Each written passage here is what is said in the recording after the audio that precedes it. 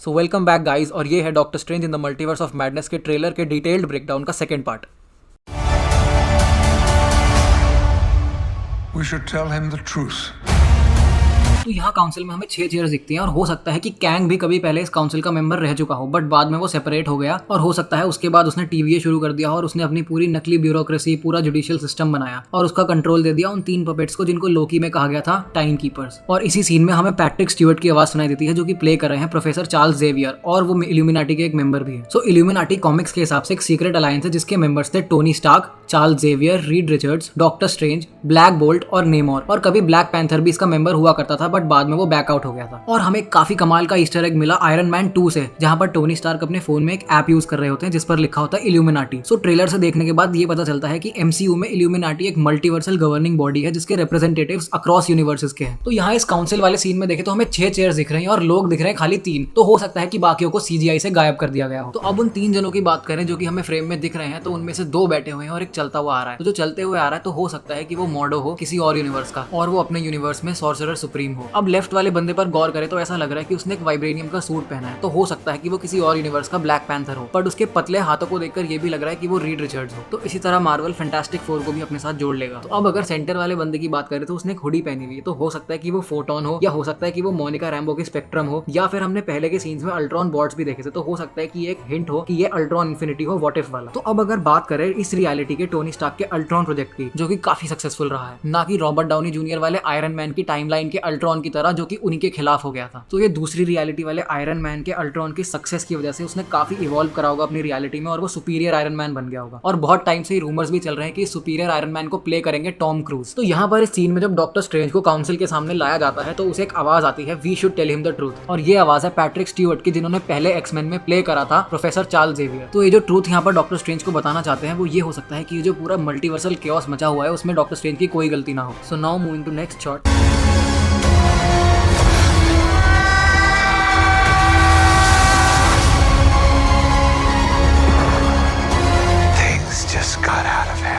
Strange और America Chavez reality के through fall हो रहे हैं। यहाँ टीरेक्स और ट्राइसेराटॉप्स आपस में फाइट कर रहे हैं और वो नेक्स्ट एनिमेटेड रियलिटी में जा रहे हैं। और यहाँ व्हाट इफ यूनिवर्स भी मर्ज हो जाता है एमसीयू की मेन टाइमलाइन से। कैप्टन कार्टर की शील्ड जो हमें पोस्टर में दिखी थी तो पॉसिबली वो हमें मूवी में भी दिख सकती है। फिर स्ट्रेंज और शेविस चिल्लाते हुए क्यूबिक पजल पीसेस में दिखते हैं लाइक ड्रैग्स इन इन्फिनिटी वॉर। ऐसा ही आर्ट हाउस ऑफ एम में भी था स्कारलेट विच का। यहाँ पे इसकी नोज स्टोन जैसी लग रही है और इसके टीथ इंटैक्ट है इसकी गम्स में। On to the next clip.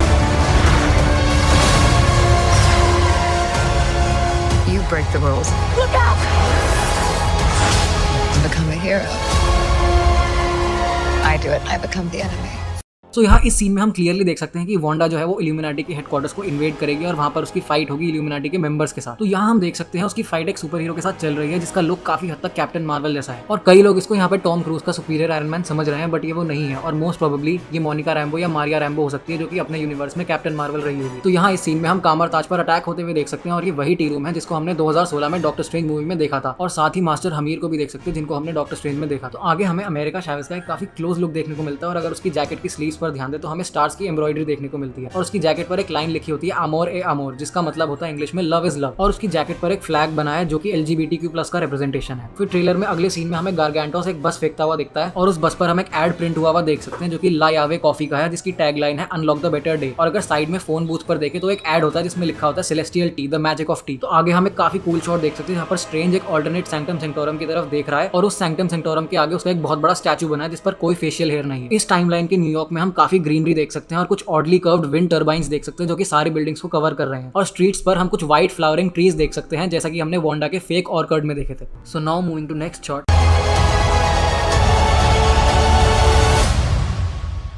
It doesn't seem fair.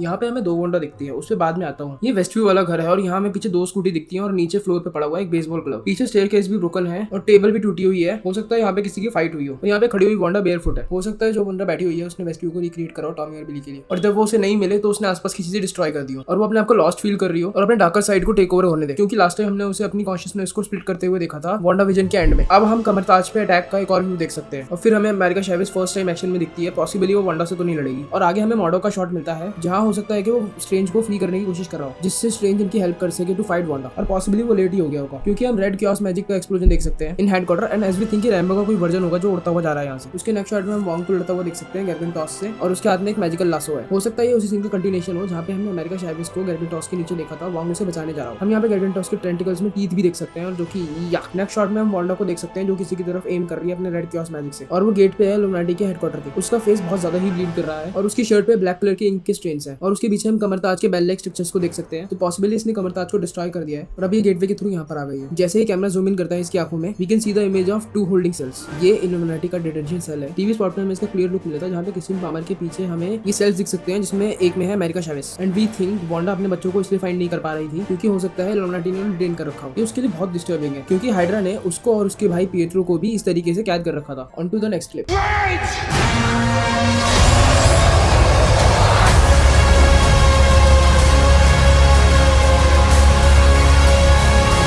तो अब बात करते हैं ट्रेलर के लास्ट सीन की, जहाँ पर हमें डॉक्टर स्ट्रेंज का एक वर्जन दिखता है और वहाँ पर उसी सीन में हमें दिखता है वॉन्ग, और ये दोनों है एक स्नोई माउंटेन वाली जगह पर, जो कि हमारे हिसाब से नेपाल में हो सकती है क्योंकि कावरताज भी वहीं पर है। और इसी जगह का एक क्लियर सीन हमें सुपर बोल टीवी स्पॉट में मिलता है, जहाँ पर स्ट्रेंज एक और माउंटेन की पीक को फेस कर रहा है, और वहाँ पर हम एक डिमोनिक फिगर सा देख सकते हैं। तो इसी सीन में हम इसके फेस का एक क्लियर लुक देख सकते हैं, और हम उससे ये बता सकते हैं कि ये डिफेंडर स्ट्रेंज है, क्योंकि ट्रेलर में भी पहले हमने ये देखा था कि वो एक पोर्टल में गिर रहा है, उसके फेस पर काफी सारे स्कार्स थे। तो हो सकता है कि ये ज़ॉम्बी वर्ल्ड में गिर रहा हो, जो कि हमने व्हाट इफ में भी देखा था। और वांडा का भी ज़ॉम्बी वर्जन हमने सुपर बोल टीवी स्पॉट में देखा था। और आगे इसी सीन की कंटिन्यूटी में देखें तो हम डॉक्टर स्ट्रेंज का एक वैसा वर्जन देख सकते हैं जैसा कि हमने इन्फिनिटी वॉर में देखा था। और अगर इसी सीन में हम साइड में देखें तो हम देख सकते हैं हमें काफी सारे स्केलेटन्स दिखते हैं। और इस मूवी का जो टाइटल है वो थाउजेंड्स ऑफ पीसेस से मिलकर बन रहा है, और ये शायद एक रेफरेंस है कि जिस तरह से इस मूवी में रियलिटी ब्रेक हो रही है वैसे ही वापस भी बनेगी। तो गाइज ये था सेकंड पार्ट, और फर्स्ट पार्ट की वीडियो आपकी स्क्रीन पर है।